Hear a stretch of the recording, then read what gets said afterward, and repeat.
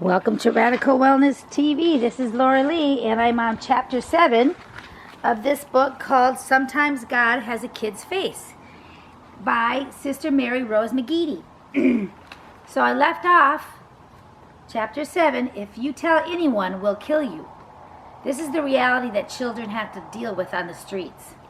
They lurked in the shadows just outside the doors of our shelter, waiting for the moment when they could lure their prey with promises of friendship and safety. It didn't take long. Two members of the Bloods, a vicious street gang, were on the prowl for a new victim, an innocent girl they could befriend and betray. And she was just around the corner. She had run away from her abusive home with nowhere else to go. Now, alone and terrified, friendless and penniless, she was an easy target. A hand shot out of the shadows and grabbed her gently, at first, by the wrist. "Hey, you need a place to stay?" "Yeah, sure," she answered. After so many cold and lonely nights on the streets of New York, the answer came all too easily. "Stay with us and we'll take care of you, real good care of you." Desperate for acceptance, any kind of acceptance, worn down by hunger and lack of sleep, the young runaway was all too eager to accept this innocent offer of friendship. Now they were joined by a third gang member, a girl who knew that troubled kids at the Covenant House were easy targets.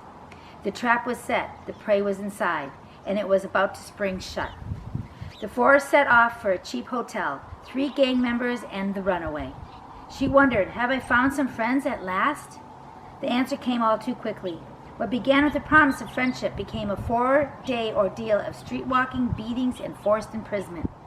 When the young runaway failed to earn money as a street teen prostitute for her newfound friends, they tied her to a chair and took turns beating her with a belt. "If you tell anyone, if you go to the police, we'll cut you up and we'll kill you." Finally, she escaped her captors. In spite of their very real threats, she had the courage to go to the police and tell her horrible story. Thankfully, one member of the Bloods gang who had participated in this horrible crime was arrested at the Port Authority terminal here in the city. He was charged with kidnapping, robbery, and unlawful imprisonment. I know the story is sickening. There is just no other word for it. But it illustrates the very real dangers that exist on the streets for young runaways, at the hands of predators, pushers, pimps, and gangs, just like the Bloods. I want you to know that we consistently warn the kids here of the incredible dangers that await them in the streets, that the gangs are not their friends and never will be. Sadly, this is not the first time the children we love so much and work so very hard to protect have been brutally victimized by this gang. In another incident, a young runaway was similarly lured into prostitution by the Bloods gang, robbed of the miserable $140 she made, turning 2 tricks and punched in the face. Gangs like the Bloods are an ever-present threat to the Covenant House, going so far as to actually infiltrating the safe haven we provide in an attempt to recruit from within. But in the spite of our vigilance, events like those I have just described can take place. And that most convinces me more than ever of the meaning and importance of our work here at the Covenant House. If these horrible dangers did not exist, there would be no need for a place like Covenant House, where runaway kids can get a decent meal, a clean warm bed, and a listening ear and a loving heart from all of us who devote ourselves to them. Our work, by its very nature, is difficult, dangerous, and sometimes very frightening, but that is exactly why we are here.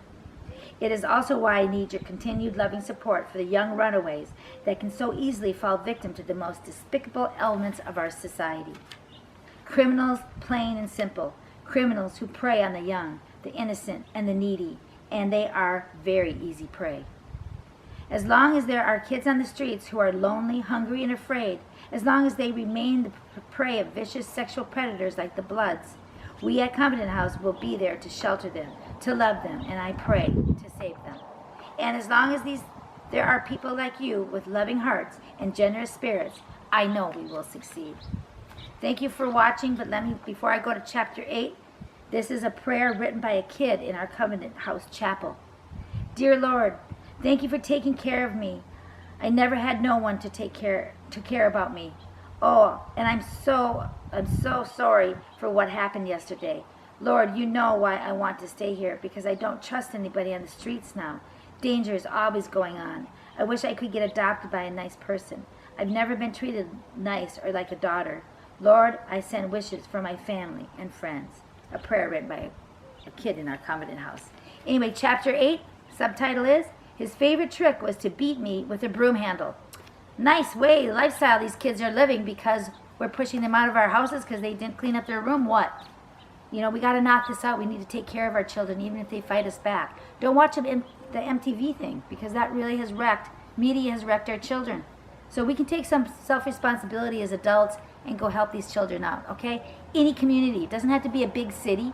The city that I live in definitely has human trafficking, and we are definitely doing something about it. On the 19th of every month, get in front of your city courthouse, there's a national CPS accountability movement going on. So on the 19th of the month, between 10 a.m. and 1 p.m., whatever standard time that is, join the CPS fight back for our children to not be put into situations where it's horrendous, even worse than this. Anyway, I say love life and life will love you back. Hate life and life will hate you back. So it's all a decision. But if you don't get a chance and you just think it's all hate, what are you supposed to do? It takes a lot to pull these children back into love. So let's get started. Anyway, I'll see you in the next video, chapter 8.